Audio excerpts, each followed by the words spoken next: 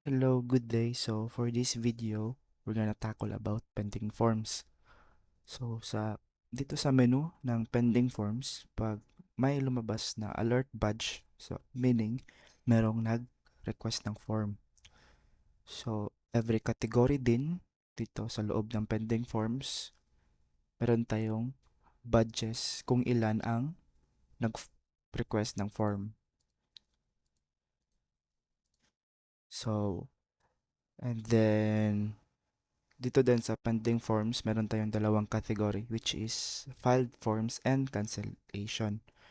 So on our previous video, nakita natin doon sa my account request forms, meron dong mga rows na nakapula with the label for cancellation and canceled. So yun dito sa cancellation. So before that, let's talk about sa filed form. So, ang kagawin lang ng in-charge or ng approver once merong mag-request ng form is just to click on check details and then review the entries ng requestor and then click lang kung approve ba or decline.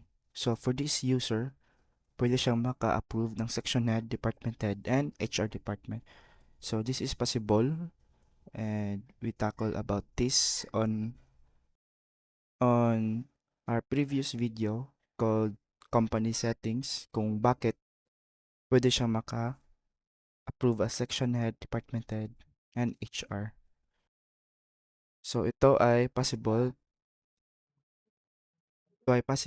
through role access. So approve natin to. Just say approve natin.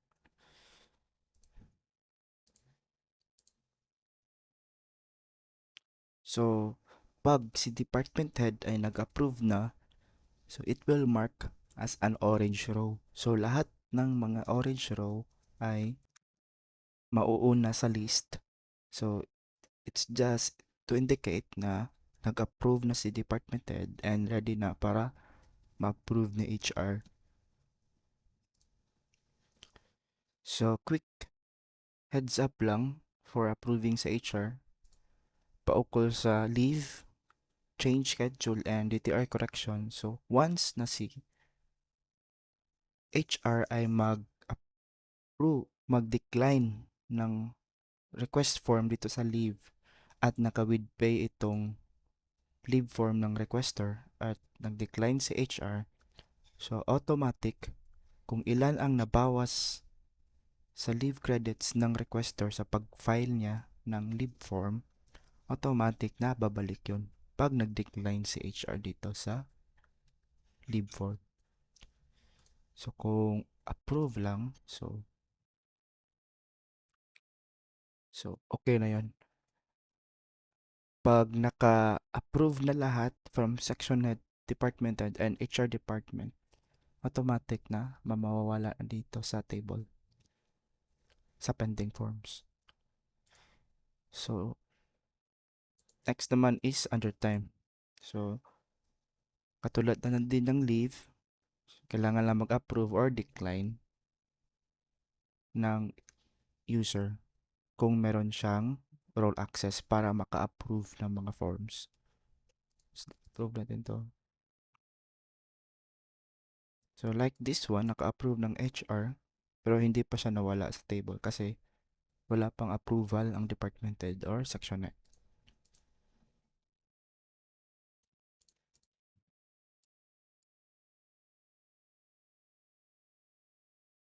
Okay, next is change schedule.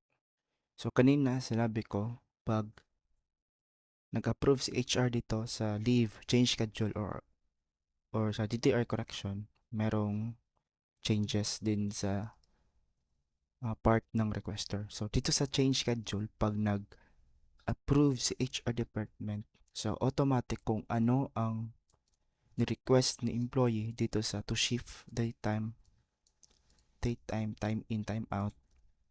So, kung anong ni-request dyan ng employee, automatic na mababago din yung schedule niya. So, itong schedule na to, once ma-approve na ng HR dito, so automatic ito na yung schedule ng employee.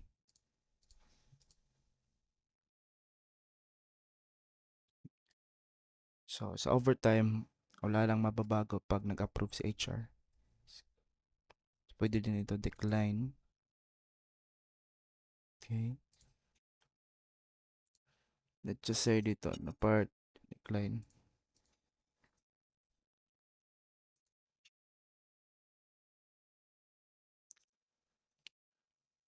So, next is sa DTR correction. So, dito naman, pag nag-approve si HR, katulad ng change schedule, kung anong na-request dito ng requestor, automatic na mababago yung DTR ng employee. So, ito yung actual niya. So, gusto niyang mabago. Gagawin niya ganito. Gagawin niyang 7 a.m. to 6 p.m. yung time in, time out niya. So, once approved the HR, so mababago na din yung actual punch in niya at punch out.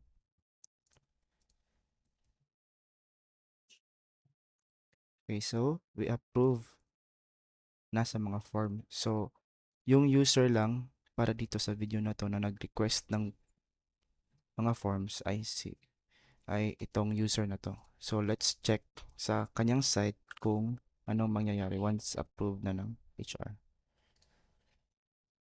So, sa my account and then request forms.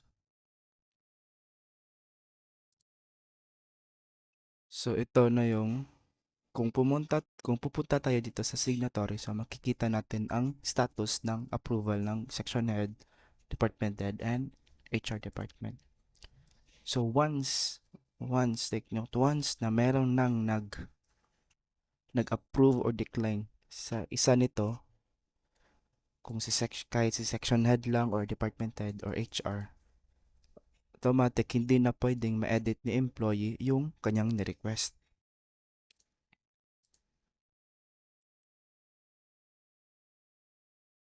Ang pwede na lang niyang gawin ay mag-request cancellation. So are you sure you to cancel the form? So yes, proceed. So once nag-request for cancellation ang isang employee, so magma-mark ito as for cancellation. So kung pabalik tayo sa in charge, sa mga approver, so sa kanilang side, nandito na yun sa cancellation. So meron na tayong 1 dito na bad sa cancellation sa leave. Okay. So dito, pag nag-approve ang supervisor, so pag balik tayo sa account niya,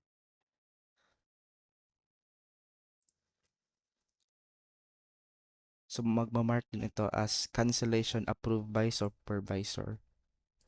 And then, pag department head naman,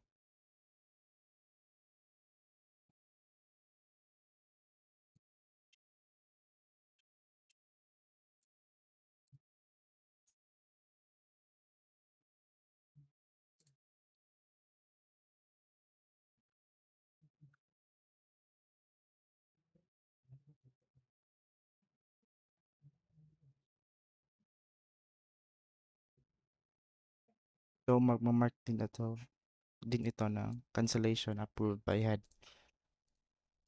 And then, pag si HR na ang mag-approve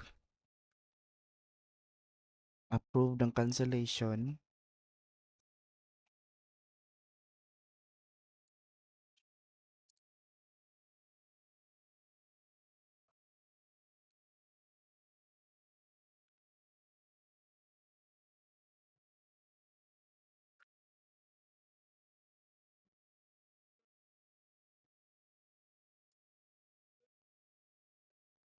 so magmamark ito as cancelled.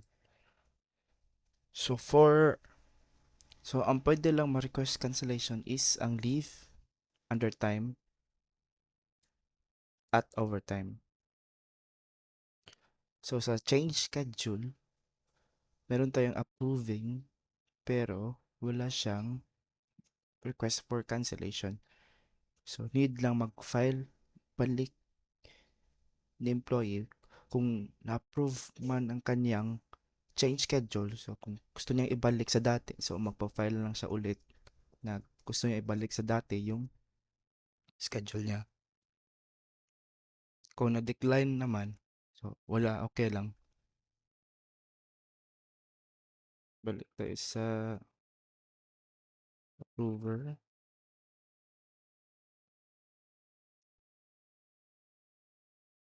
So, dito din sa pending forms, so may privilege din si approver na i-filter ito by company ba, by division, or by specific. So, let's say Arrowhead, and then sa sales, and then sa department na. So, automatic, ililist niya na dito sa table ang lahat ng nag-request forms with this search filter. And also with the date range. So, meron tayong toggle dito na cut-off. So, pag naka-on ang cut-off, so automatic yung forms filed from at to, automatic na mag-change by cut-off. Depende kung anong date ang sinelect dito sa files filed from. So, kung naka-off yan, so feel freely ang approver na mag-change ng range.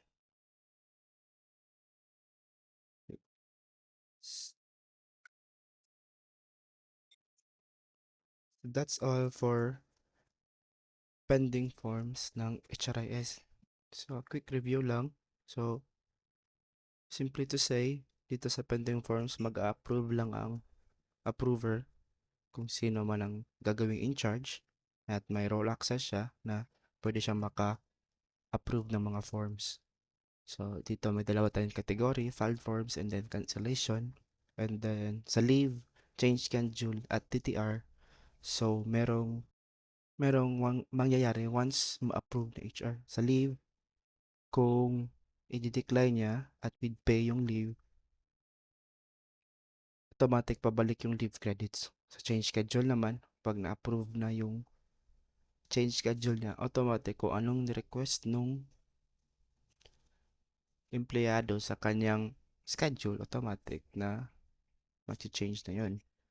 And for DTR correction, pareho lang din ang change schedule once nag-request DTR correction ng isang empleyado and approve ni HR.